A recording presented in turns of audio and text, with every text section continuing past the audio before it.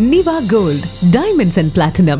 പ്രവാസി വ്യവസായിയെ തോക്കുചൂണ്ടി തട്ടിക്കൊണ്ടുപോയ കേസിൽ 2 പേർ കൂടി ഒറ്റപ്പാലത്ത് അറസ്റ്റിൽ. വ്യവസായിയെ കോതകുർശിയിലെ താമസക്കാരില്ലാതിരുന്ന വീട്ടിൽ പാർപ്പിച്ച സംഘത്തിലെ 2 പേരാണ് പിടിയിലായത്.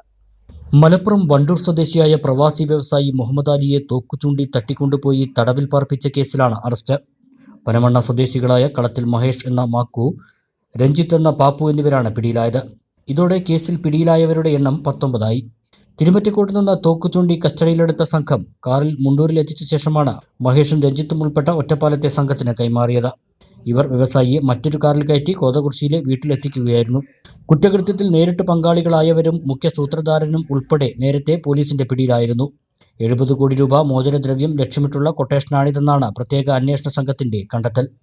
പരാതിക്കാരന്റെ അടുത്ത ബന്ധുവാണ് മുഖ്യ സൂത്രധാരൻ എന്നും അന്വേഷണ സംഘം കണ്ടെത്തിയിരുന്നു.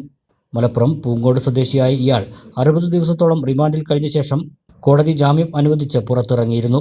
ഇയാൾ വിദേശത്ത് കഴിയുന്ന ചിലർക്കാണ് കൊട്ടേഷൻ നൽകിയിരുന്നതെന്നും ഇവരുടെ നിർദ്ദേശപ്രകാരമാണ് വ്യത്യസ്ത സംഘങ്ങൾ നാട്ടിൽ കാര്യങ്ങൾ ഏകോപിപ്പിച്ചതെന്നും പോലീസ് പറഞ്ഞു. 2025 ഡിസംബർ 6-നാണ് മലപ്പുറം വണ്ടൂർ സ്വദേശിയായ പ്രവാസി വ്യവസായി മുഹമ്മദ് അലിയെ കൊട്ടേഷൻ സംഘം തോക്കുചൂണ്ടി തട്ടിക്കൊണ്ടുപോയത്. കൊച്ചി വിമാനത്താവളത്തിലേക്കുള്ള യാത്രയ്ക്കിടെ മുഹമ്മദ് അലി സഞ്ചരിച്ചിരുന്ന ആഡംബരക്കാർ പിന്തുടർന്ന സംഘം തിരുമറ്റക്കോട്ട് നിന്നാണ് ആക്രമിച്ച് കസ്റ്റഡിയിലെടുത്തത്. തട്ടിക്കൊണ്ടുപോയ ദിവസം രാത്രി കോതകുർശിയിൽ കൊട്ടേഷൻ സംഘം പാർപ്പിച്ചിരുന്ന വീട്ടിൽ നിന്ന് മുഹമ്മദ് അലി തന്ത്രപരമായി രക്ഷപ്പെടുകയായിരുന്നു. അക്രമി സംഘം മദ്യലഹരിയിൽ ഉറങ്ങിയ ഘട്ടത്തിൽ പുറത്തെത്തിയ മുഹമ്മദ് അലിയെ നാട്ടുകാരും പോലീസും ചേർന്ന് വാണിയംകുളത്തെ സ്വകാര്യ ആശുപത്രിയിൽ പ്രവേശിപ്പിക്കുകയായിരുന്നു. ശരീരമാകെ പരിക്കേറ്റ മുഹമ്മദ് അലി ദിവസങ്ങളോളം ഇവിടെ ചികിത്സയിലായിരുന്നു. ക്രൈംബ്രാഞ്ച് ഇൻസ്പെക്ടർ വി രവികുമാറിന്റെ നേതൃത്വത്തിലാണ് അന്വേഷണം.